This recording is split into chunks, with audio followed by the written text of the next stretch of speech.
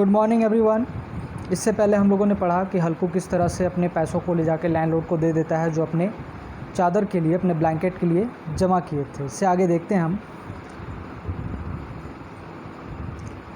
A dark January night in the sky, even the stars seem to be shivering at the edge of his field underneath a shelter of cane leaves. Halku lay on bamboo cot wrapped up in old shawl, shivering. Underneath the coat, his friend Jabra the dog was whispering with his muzzle passed into his belly. Neither one of them was able to sleep. तो एक जनवरी night है, बहुत ज़्यादा ठंड पड़ रही है, लग रहा है तारे भी जैसे काँप रहे हो। इसके ही बीच जो हल्कू है वो अपने खेतों में एक बैम्बू कोट के ऊपर सोया हुआ है। इसी के कोट के नीचे उसका जो डॉग है जबरा, वो भी लेटा हुआ है और वो अपने मज़ल को, माउथ और नोज़ को हल्कू के पेट के सामने रखे हुए हैं। Halku curled up and said, cold Jabra, didn't you tell you in the house you couldn't lie in the paddy straw, so why did you come out here? Now you'll have to bear the cold. You thought I was coming out here to eat puris and sweets, and you come running out on ahead of me. Now you can moan all you want. फिर हल्कू curled होता है, थोड़ा घूमता है और जबरा को बोलता है कि जबरा, क्या तुम्हें ठंड लग रही है? मैंने तुमसे कहा था ना कि रात को घर पे ही रहना, मेरे साथ मत आना, और तुम फिर भी मेरे साथ चले आए। तुम्हें क्या लगा मैं यहाँ पूड़ियाँ और मिठाइयाँ खाने आया हूँ? तो आज रात को तुम मेरे साथ ठंड में रहो। Jabra wagged his tail without getting up, protected his whispering into a long yawn and was silent. Jabra अपने पूंछ को हिलाता है और एक लंबा सा यॉनिंग करता है और फिर साइलेंट हो जाता है। हल्कू reached out his hand and patted Jabra's cold back. From tomorrow on, stop coming with me or cold will get you.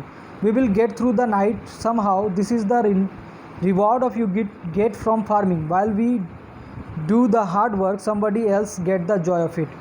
फिर हल्कू जबरा के पीठ पे हाथों को थपथपाते हुए कहता है कि तुम आज की रात किसी तरह गुजार लो, कल मैं तुम्हारे लिए कुछ स्ट्रॉ ला के यहाँ बिछा दूंगा, तुम्हें ठंड नहीं लगेगी। और यही होता है खेती करने का फ़ायदा कि हम यहाँ कड़ी मेहनत करते हैं और कुछ लोग इसका फ़ायदा उठाते हैं। Jabra look at him with eye over flaming with love. Jabra उसे बड़े ही प्यार से देखता है। You have to put up with just one more cold night, tomorrow I will spread some straw, you wouldn't feel the cold. तो हल्कू से कहता है कि आज की रात किसी तरह गुजार लो, मैं तुम्हारे लिए कल स्ट्रो ला दूंगा। Jabra put his paws on Halku's knees and brought his muzzle close. Halku felt his warmth breath. Halku lay down like some kind of witch.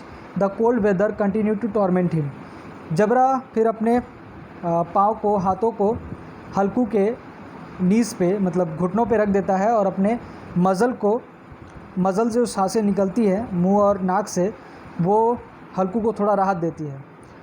और फिर हल्कू कहता है कि ये जो रात है एक विच है, चुड़ैल है, जो हमें तड़पाने की कोशिश कर रही है। When he could no longer bear it greatly, pick up Jabra and got him to fall asleep in his lap. The dog body gave off some kind of sting, but Halku, hanging him tight, experienced a happiness he had not lapped for months. Jabra probably thought he was in heaven, and in Halku's innocent heart there was no resentment of his smell. He embarrassed him with the very same affection he would have felt for a brother. He was not crippled by poverty yet. Rather, it was as though his singular friendship had opened all the door to his heart and brilliantly illuminated every atom of it.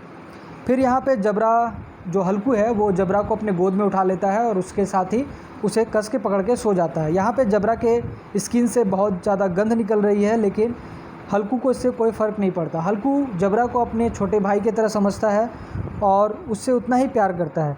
यहाँ जबरा भी उतना ही उसे चाहता है। इस तरह से वो लोग रात गुजारने की कोशिश कर रहे होते हैं। Suddenly zebra pick up noise of some animal springing up. He ran out the shelter and began to bark. Halku whistled and called him several times, but Jabra went on barking.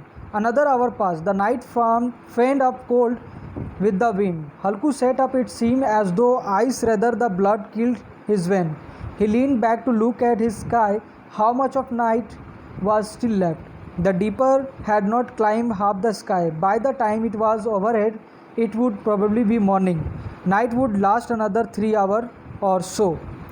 फिर अचानक से जबरा को किसी चीज़ की आवाज़ सुनाई देती है। वो कोट से नीचे उतर जाता है और आगे जाके भौंकना शुरू कर देता है। हल्कू उसे बुलाता है बहुत बार, लेकिन जबरा लगातार भौंके जा रहा होता है। कुछ घंटे गुजर जाते हैं। गुजरने के बाद हल्कू ठंड से बहुत ज़्यादा कांपने लगता है। ठंडी हवा चलने लगती है। फिर वो उठ करके देखता है डीपर को। डीपर मीन्स यहाँ पे सप्तऋषि मंडल, तारों का एक समूह।